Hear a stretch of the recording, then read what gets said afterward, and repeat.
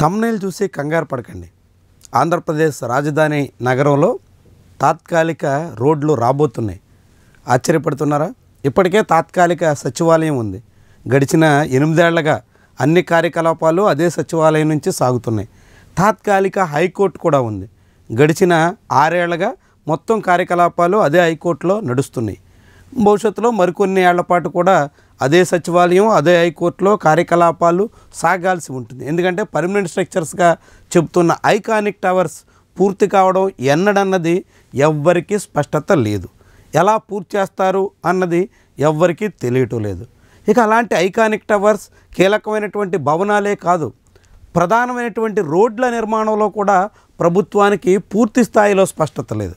ముఖ్యంగా seed access road రాజధాని నగర్లో అత్యంత కీలకంగా భావించే ఈ రోడ్డు నిర్మాణ పనులు 2018తోనే నిలిచిపోయాయి.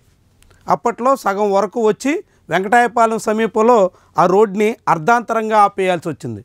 ముఖ్యంగా పెనమాక ఉండవల్లి ప్రాంత రైతులు భూములు ఇవ్వకపోవడంతో ఈ వ్యవహారం నిలిచిపోయింది. ఇప్పుడు ఆ సీడ్ యాక్సెస్ రోడ్డు ముందుకు తీసుకెళ్లాలంటే అనేక రకాల సవాళ్లు సర్కార్ ముందు కనిపిస్తున్నాయి. సీడ్ యాక్సెస్ రోడ్డు పూర్తి చేయాలంటే అనేక రకాలుగా, ముఖ్యంగా తాడేపల్లి పట్టణంలో కూడా భూసేకరణ చేయాల్సి ఉంటుంది.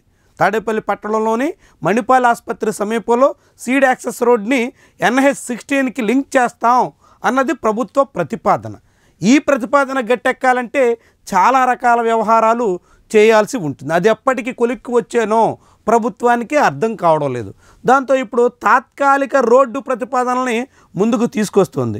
సీడ్ యాక్సెస్ రోడ్డు ఇప్పటికిప్పుడే పూర్తయ్యే అవకాశం లేదు కాబట్టి వెంకటాయపాలెం దగ్గర అర్ధాంతరంగా నిలిచిపోయినటువంటి రోడ్డుని మరికొంత ముందుకి జరుపుతూ వెంకటాయపాలెం పెనమాక మీదుగా ఉండవల్లి కొండవీటి వాగు లిఫ్ట్ సమీపంలో ట్రంక్ రోడ్డుకి లింక్ చేసే ప్రయత్నానికి ప్రభుత్వం ప్రతిపాదన సిద్ధం చేసింది. ఈ పనులు త్వరలోనే చేపడతామని ప్రభుత్వం అంటోంది. దానికి తగ్గట్టుగా 2 చోట్ల వంతెనలు కూడా నిర్మించబోతున్నట్టుగా చెబుతోంది. ప్రస్తుతం కరకట్ట రోడ్డు మీదుగా చంద్రబాబు నివాసం ఉంటున్న కరకట్ట రోడ్డు మీదుగానే సచివాలయానికి హైకోర్టుకి వెళ్లాల్సి రావడం చాలా పెద్ద సమస్యగా మారింది. ఉండవల్లి గ్రామంలోంచి వెళ్ళాలంటే రోడ్డు చాలా ఇరుకుగా ఉండడం, కరకట్ట రోడ్డు మీద అయితే రాకపోకలకి అనేక అంతరాయం అవస్థలు పడాల్సినటువంటి పరిస్థితి ఉండడం, దీంతో ఈ తాత్కాలిక రోడ్డుని తెర మీదకి తీసుకొచ్చారు. మరి ఇదైనా పూర్తవుతుందా? ఈ నిర్మాణమైనా జరుగుతుందా? 2 చోట్ల వంతెనలు కట్టాలంటే ముఖ్యంగా గుంటూరు బ్రాంచ్ కెనాల్ మీద కట్టాలి, దాంతోపాటుగా కొండవీటి వాగు మీద కూడా వంతెన నిర్మించాల్సి ఉంటుంది. మరి ఈ వంతెనలన్నీ నిర్మాణం పూర్తి కావాలంటే ఎన్నాళ్ళు పడుతుంది, ఏ రీతిన సాగుతుంది అన్నది ముఖ్యమైనటువంటి ప్రశ్న. తొలుత ప్రతిపాదించిన సీడ్ యాక్సెస్ రోడ్డుకి ఉండవల్లి సమీపంలో ఏకంగా ఫ్లైఓవర్ ద్వారా నేరుగా నేషనల్ హైవే వరకు లింక్ చేస్తాం అనేటువంటి మాటని ప్రభుత్వం పదే పదే చెప్పుకొచ్చింది. కానీ ఇప్పుడు అర్ధాంతంగా మనసు మార్చుకుని సీడ్ యాక్సెస్ రోడ్ని పొడిగిస్తూ అది ఉండవల్లి దగ్గర ట్రంక్ రోడ్డుకి, అంటే మంగళగిరి విజయవాడ బ్యారేజ్ మీదుగా వెళ్ళే రోడ్డుకి లింక్ చేసే ప్రతిపాదనని ముందుకు తీసుకొచ్చింది. అందుకు తగ్గట్టుగా వంతెనలు కడతామంటుంది. మరి ఇదైనా పూర్తవుతుందా? ఇదైనా అందుబాటులోకి వచ్చేనా?